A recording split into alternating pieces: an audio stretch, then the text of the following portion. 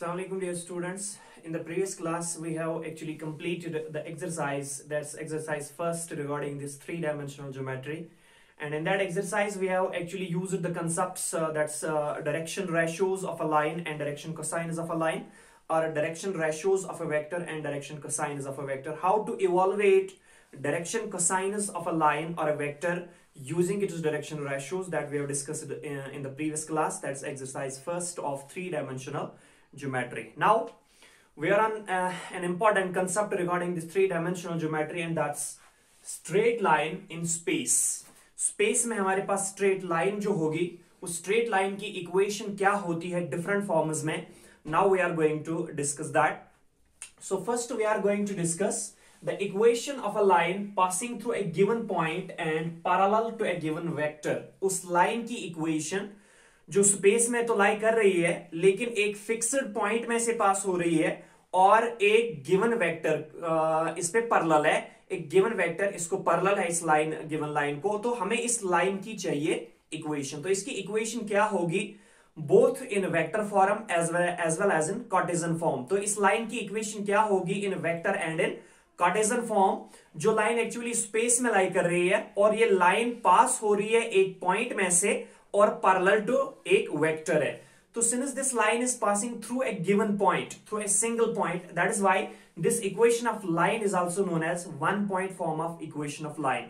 So we are going to deduce the one point form of equation of line which is passing through a fixed point and is parallel to a given vector in space. So suppose we have a three-dimensional Cartesian coordinate system like this.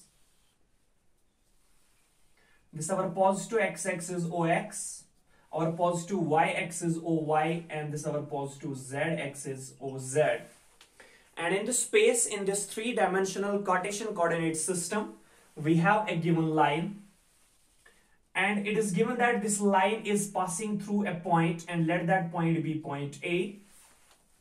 And this line is parallel to a given vector, and let that given vector be vector v. So we need to find the equation of this line. तो जिगर इस line की हमें equation चाहिए, यहाँ पे दो concept यहाँ पे दे रखे हैं. पहला कंसेप्ट ये है कि it is passing through a given point A. Since it is passing through a given point A, this point A must lie in space, and any point whether lying in a plane or a space must has its position vector. तो इस ए point का भी कोई position vector होगा. And it is also given that this line is parallel to a given vector v. तो जब ये given vector पे पैरेलल है तो इस वेक्टर के होंगे given direction ratios.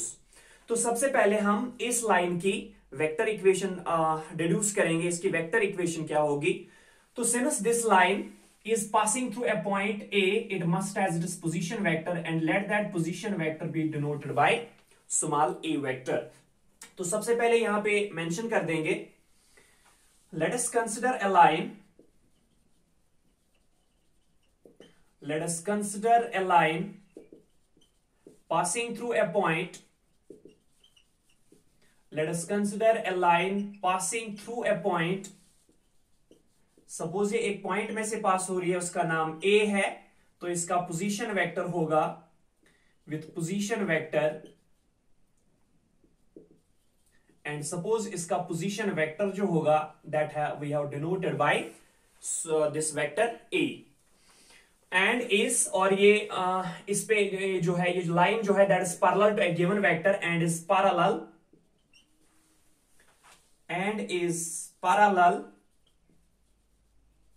To a given vector and is parallel to a given vector v. और ये लाइन पैरेलल है एक गिवन वेक्टर जो दे रखा है एंड दैट इज v. तो वेक्टर v और ये लाइन जो है ये पैरेलल है, ये दे रखा है, and this line जिसके हमें इक्वेशन चाहिए that is passing through a fixed point A, right, as shown in the figure. Now चूंकि ये A पॉइंट है, इसका पोजीशन वेक्टर स्मॉल a है, but position vector of a point is always with respect to the origin. So हम origin से एक directed line segment draw करेंगे to point A, और ये डायरेक्टेड लाइन सेगमेंट OA जो होगा यही होगा position vector of point A और जो है small a vector. So OA vector must be then equal to small a vector. तो आगे हम क्या करेंगे, we will choose a point P, an unknown point P with unknown position vector small r vector. Suppose एक point हम P choose कर रहे हैं यहां पे, तो ये एक अननोन पॉइंट है और इसका अननोन पोजीशन वेक्टर होगा, and let that position vector be denoted by small r vector. क्योंकि small r vector point P का पोजीशन वेक्टर है, लेकिन अगेन पोजीशन वेक्टर जो एक पॉइंट का होता है that's again with respect to the origin. तो ओरिजिन से जो एक डायरेक्टेड लाइन सेगमेंट होगी टू पॉइंट P, वो directed line segment OP vector बनेगा, एंड वही OP वेक्टर पॉइंट P का पोजीशन वेक्टर होगा। तो इसलिए ये जो OP वेक्टर होगा that must be denoted by small r vector, right. तो लेट अस कंसिडर, या let P with position vector, let P with position vector small r be any point. Let P with position vector small r be any point. ये हमने कोई भी point लिया है, space में कोई भी पॉइंट लिया है। अब हम कहेंगे ये पॉइंट P जो है ये इसी लाइन पे लाई करेगा, ये हम ले रहे हैं। अभी तक हमें मालूम नहीं था कि ये पॉइंट इसी लाइन पे लाई कर रहा है। अभी तक हमने P पॉइंट लिया था any point line in space. अब हम कह रहे हैं ये पॉइंट P जो है with position vector small r, ये इसी लाइन पे लाई करेगा। कब? इफ AP वेक्टर, अगर हम डायरेक्शन दे देंगे फ्रॉम A टू P, तो अगर AP वेक्टर पैरेलल होगा V वेक्टर, ऑब्वियसली वाई जिग्रा, बिकॉज पॉइंट P इस लाइन पे तभी लाई करेगा जब अगर हम A और P को आपस में ज्वाइन करेंगे तो वहां से एक लाइन सेगमेंट या एक वेक्टर बनेगा। चूंकि ये वेक्टर V पूरी लाइन पे पैरेलल है, तो ये वेक्टर V जो है इस वेक्टर AP पे भी पैरेलल होगा, तो AP वेक्टर और V वेक्टर भी पैरेलल होंगे। चूंकि ये पूरी लाइन और वेक्टर भी पैरेलल है, इसलिए AP वेक्टर, क्योंकि P भी एक पॉइंट है जो इसी लाइन पे लाई कर रहा है, A भी एक पॉइंट है जो इसी लाइन पे लाई कर रहा है, तो इसलिए AP वेक्टर भी पैरेलल होगा टू V वेक्टर। तो हमने अभी लिया let P with position vector small r be any point. अब यहां पे ले रहे हैं then point P lies on the line. तब ये पॉइंट P लाइन पे लाई करेगा। कब?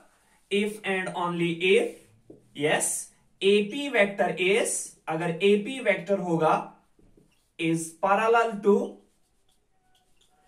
if AP vector is parallel to V vector, अगर AP वेक्टर और V वेक्टर आपस में पैरेलल होंगे, ऑब्वियसली क्योंकि V वेक्टर और ये लाइन जो है पैरेलल है, तो AP वेक्टर भी इसी लाइन पे लाई कर रहा है, तो AP वेक्टर और V वेक्टर भी आपस में पैरेलल होंगे। लेकिन हमने जिगरा कंसेप्ट पढ़ा है पैरेलल वेक्टर्स के बारे में। अगर AP वेक्टर अगर AP वेक्टर और V वेक्टर आपस में पैरेलल हैं, तो parallel vectors satisfy a condition, that is one vector is the scalar multiple of other.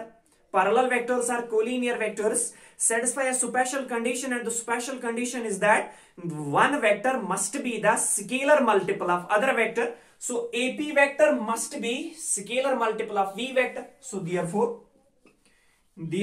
AP vector must be equal to, scalar हम लेते थे usually lambda, लेकिन यहां पे lambda नहीं t ले लेंगे suppose. So AP vector is equal to T times V vector, wire ये T भी एक रियल नंबर ही है, जैसे लैम्बडा होता था तो वहां पे हमने लैम्बडा ले रखा है, तो यहां पे हम T ले लेंगे instead of lambda. So AP vector is equal to T times this V vector, wire T is a, ये T क्या होगा, एक रियल नंबर होगा, एक स्केलर होगा, लेकिन यहां पे इसका एक स्पेशल नेम है, it is called A parameter. इसको हम पैरामीटर कहते हैं यहां पे।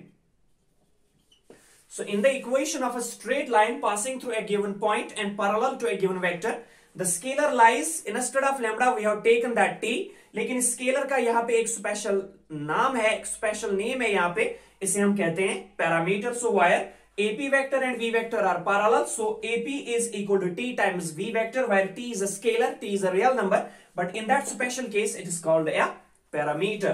So suppose we are keeping this equation as equation number first.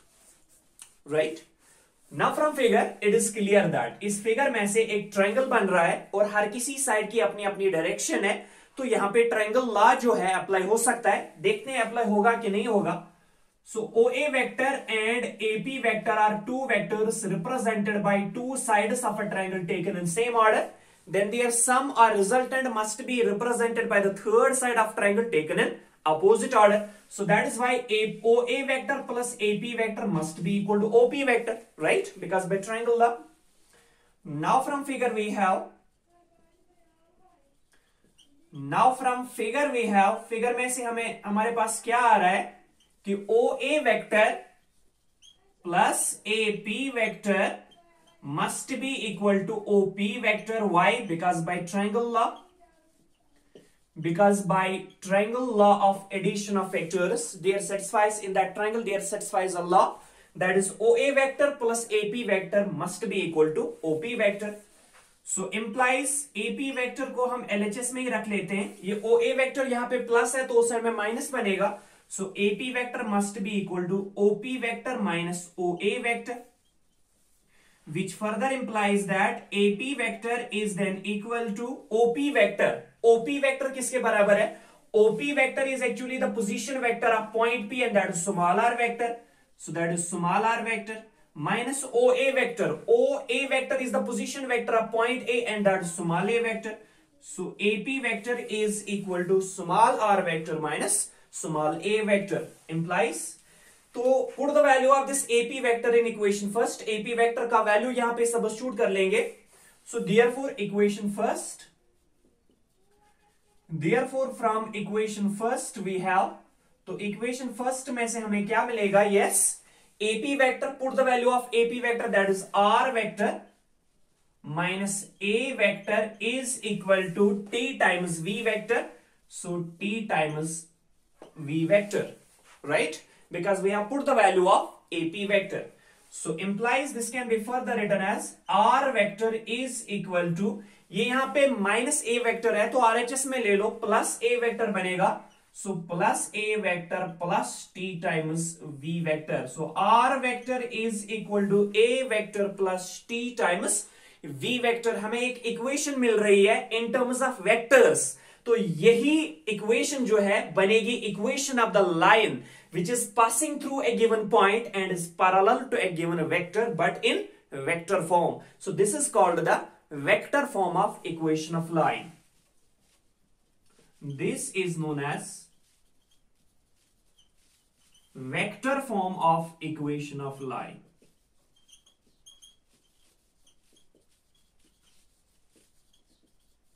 Of the line. This is known as vector form of equation of the line. तो the line जो हमारे पास गिवन लाइन है उसकी वेक्टर इक्वेशन बनेगी R vector is equal to A vector plus T times V vector. Where ये R vector क्या होगा? Position vector of an unknown point lying on the line. A vector क्या होगा? Position vector of the known point on the line through which the line passes. T क्या होगा? Parameter, scalar, real number. और V क्या होगा? A vector which is parallel to the line. So the equation of any line which is passing through a given point and parallel to a given vector must be of the form R vector is equal to A vector plus T times V vector, where R vector is the position vector of any point on any unknown point on that line whose equation you have obtained, and small a vector is the position vector of given point through which the line passes. T is a parameter, a real number, a scalar, and V is that sort of vector which is parallel to the given line.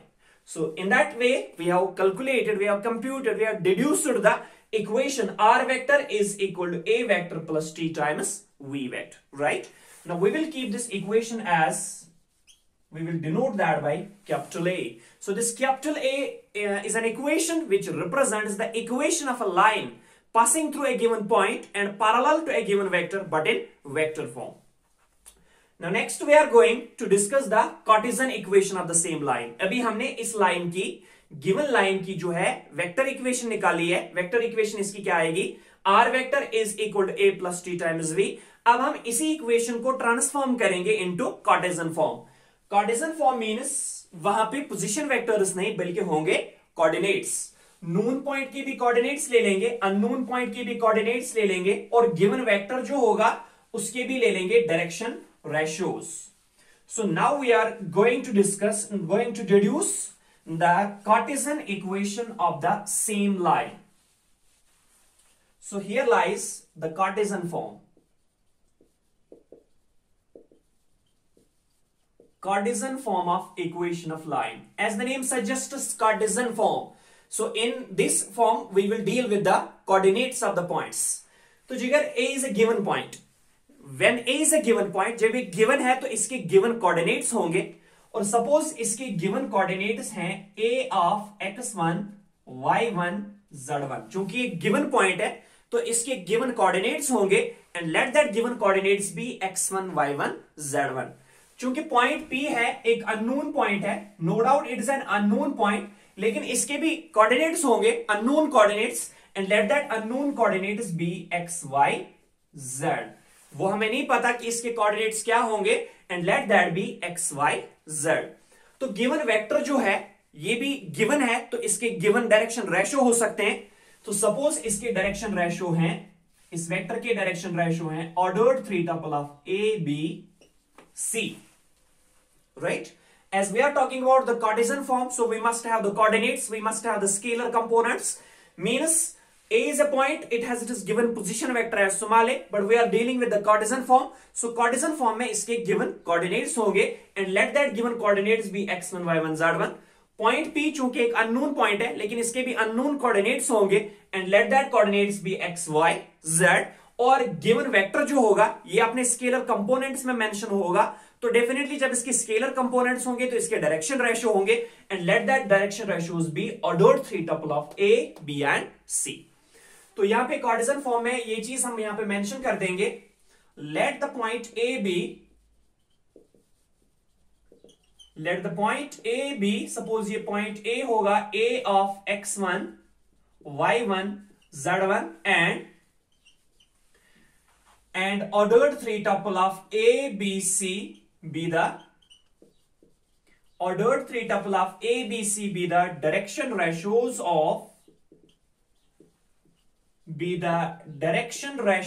of vector V. तो A के given coordinates हैं, suppose वो given coordinates हैं x1, y1, z1, तो V vector जो है इसके given direction ratio होंगे, और सपोज वो डायरेक्शन रेशियो हैं ordered three tuple of A, B, C. तो पॉइंट P भी अननोन पॉइंट है और उसके भी कोऑर्डिनेट्स होंगे. Let the point P be P of इसके अननोन कोऑर्डिनेट जो होंगे that we have taken as x, y, z, right. So therefore we are going to calculate small r vector. What is small r vector? That is the position vector of point P, means OP vector, right? Because OP vector is the position vector of point P, and that must be equal. Now we have taken the coordinates of point P as x, y, z. अगर point P के coordinates हैं x, y, z, तो position vector क्या होगा? xi plus yj plus zk. So r vector must be then equal to xi plus yj plus zk, क्योंकि कोऑर्डिनेट्स के साथ i cap j cap k cap मिला दो, फिर आपस में सम कर दो, that will give you the position vector of the point whose coordinates are given. And similarly we can calculate small a vector. What is small a vector? That is the position vector of point A, and the position vector of point A can be denoted by small this OA vector, and that's equal to OA vector or small a vector is the position vector of point A. But point A has its coordinates x1, y1, z1. If its coordinates are x1, y1, z1, what would be the position vector? x1i plus y1j plus z1k, right?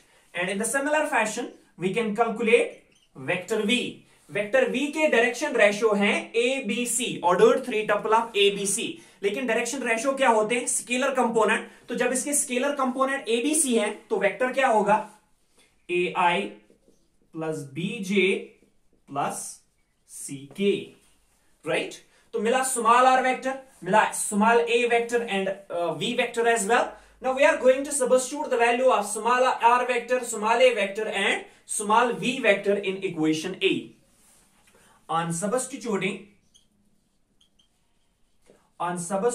these values in equation A, we get what we get. Yes, Jigar, put the value of r vector there, put the value of a vector there, put the value of v vector there. तो equation क्या है हमारे पास? r vector is equal to a vector plus t times v vector. Put the value of r vector क्या है? xi. So xi plus yj plus zk is equal to small a vector. Put the value of small a vector. What is that? x1i.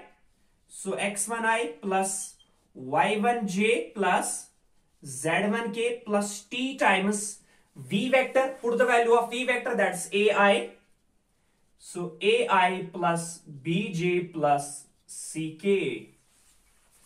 Now simplify the equation. From this we can get, so implies xi plus yj plus zk is then equal to, yes, this is x1i plus y1j plus z1k plus t से multiple कर दो हर किसी component, तो क्या बनेगा?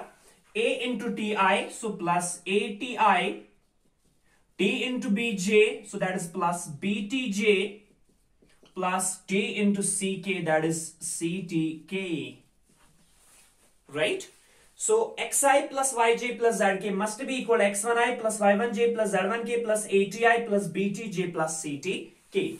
Implies this can be further written as xi plus yj plus zk is then equal. Look here, this is x1i, this is ati, तो दोनों में से i को कॉमन ले लो, क्या बचेगा? x1 plus at whole i.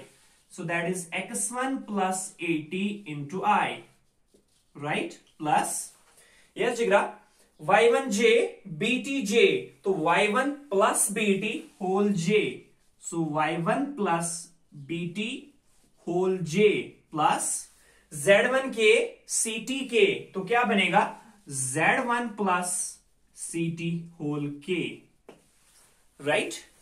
Now अगर हम यहां पे देख लेंगे तो यहां पे जो LHS में है एक वेक्टर है xi plus yj plus zk expressed in terms of the components, और RHS में भी एक वेक्टर है expressed in terms of the components, and these two vectors are equal.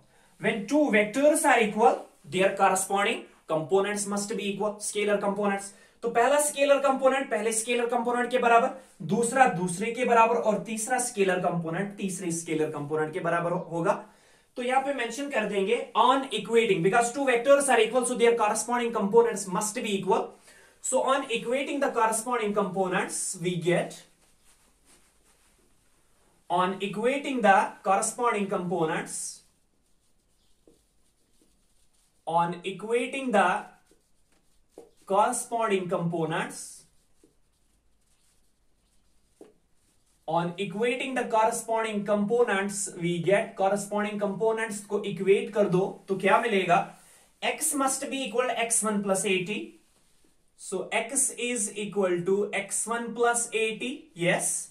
Y must be equal to y1 plus bt, y must be equal to y1 plus bt, yes. And z must be equal to z1 plus ct, so z is equal to z1 plus ct. So from this equation we have got three equations. X is equal to a1 plus at, x1 plus at, y is equal to y1 plus bt, and z is equal to z1 plus ct. Since in all the three equations, suppose we are keeping this equation as equation number second, and in this equation number second there lies the parameter t, t and t in all the three equations. They are the equations, and these equations are called the parametric, since there lies the parameter t, t and t, and on the behalf of that these equations are known as parametric equations of the line. These are known as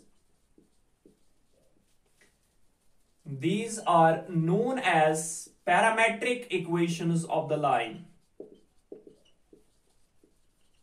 These are known as parametric equations of the line. इन्हें हम parametric equations कहते हैं. So the parametric equations of a line passing through a point x1, y1, z1 and parallel to a given vector ai plus bj plus ck must be x is equal to x1 plus at, y is equal to y1 plus bt, and z is equal to z1 plus ct. Since the parameter t, the real number, the scalar t lies there, and that is why on the behalf of that these equations are known as parametric equations.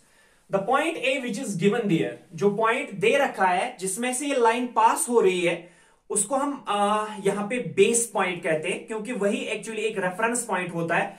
उसी बिना पर हम दूसरा point जो लेते हैं, P point लेते हैं ऑन द सेम लाइन, तो that is why this point A is called the base point. The point A of x1 जिसके कोऑर्डिनेट्स हमने लिए गिवन होंगे और हमने लिए x1 y1 z1. The point A of x1 y1 z1 are called is called a base point. इसे हम base point कहते हैं. Right, so we have obtained the parametric equations of the line. Now from these parametric equations we are going to eliminate the parameter t. अब इन parametric equations में से हम इस parameter t को eliminate करते हैं. तो कैसे eliminate होगा? On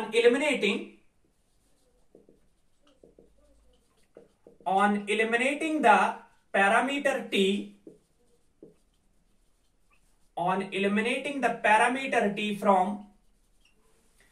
from equation second, we have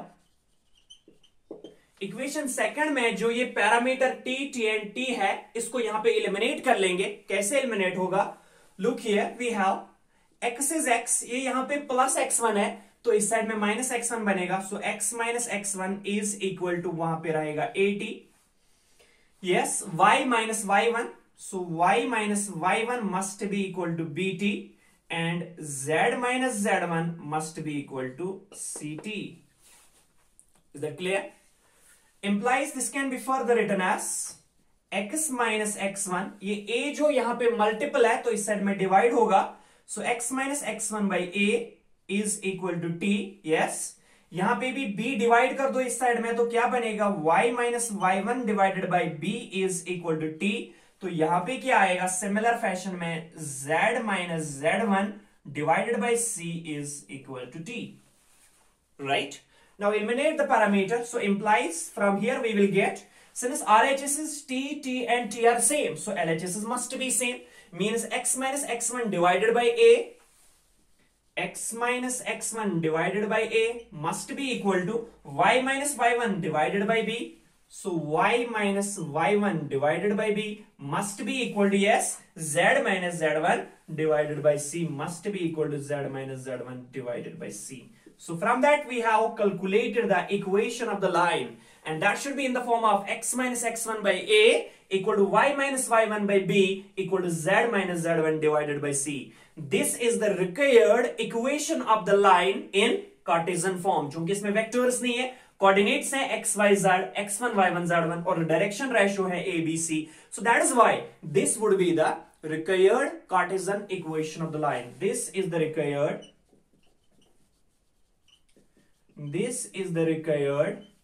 Cartesian equation of the line. Cartesian equation of the given line. तो गिवन लाइन जो होगी, जो एक पॉइंट में से पास हो रही है और पैरेलल इसके एक वेक्टर इसका पैरेलल है, तो उस इक्वेशन, उस लाइन की इक्वेशन कार्टेशियन फॉर्म क्या होगी? x minus x1 by a equal to y minus y1 by b equal to z minus z1 divided by c. Means what are x, y and z? They are the unknowns. They are the coordinates of an unknown point P lying on the line. What is x1, y1 and z1? Coordinates of the given point through which the line passes. And what is a, b and c? The direction ratios of the vector which is parallel to the given line. Right? So in both the two forms we have calculated the equation of line in vector form as well as in Cartesian form. तो जिगर क्या होगी उस line की equation? जो line एक fixed point में से पास हो रही है, एक गिवन पॉइंट में से पास हो रही है और एक गिवन वेक्टर पे, एक गिवन वेक्टर इसके पैरेलल है. सपोज उस गिवन वेक्टर का नाम है v और इस पॉइंट का पोजीशन वेक्टर है सुमाले. तो इस लाइन की इक्वेशन क्या बनेगी? वेक्टर फॉर्म में बनेगी आर वेक्टर, जो होता है एक position vector of an unknown point on the line. तो क्या होगी इसकी vector equation? R vector is equal to a vector plus t times v vector, where r vector is the position vector of any point on this line, right? And a vector is the position vector of given point through which the line passes, and v vector t is a scalar, a parameter and v vector is that vector which is parallel to the given line. ये होगी vector equation. और इसकी Cartesian equation क्या बनेगी? x minus x1 divided by a equal to y minus y1 divided by b equal to z minus z1 divided by c. While x, y and z are the coordinates of any point, means coordinates of an unknown point p, x1, y1, z1 are the coordinates of given point through which the line passes, and a, b and c are the direction ratios of that vector which is parallel to the line. Right? So note में हम यहाँ पे एक point mention कर देंगे. जो भी कोई पॉइंट, चूंकि हमें यहां पे मिला x is equal to x1 plus at, y equal to y1 plus bt, z is equal to z1 plus ct. तो मिला एक्चुअली x, y और z का वैल्यू. लेकिन x, y और z एक्चुअली क्या है? Coordinates of any point, because we have taken p any point on the line. So coordinates of any point on the line would be of the form x, y, z. That is x1 plus at, y1 plus bt, z1 plus ct. तो note में यहां पे mention कर देंगे any point on the line, any point on the given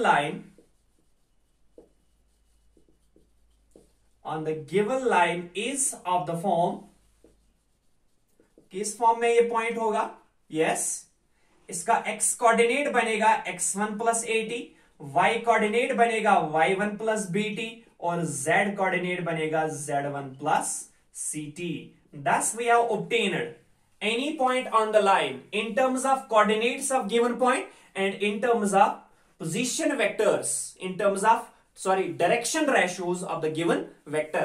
तो कोई भी point इस लाइन पे, कोई भी पॉइंट जो होगा that must be of the form, उसके कोऑर्डिनेट्स जो होंगे वो होंगे x1 plus at, y1 plus bt and z1 plus ct.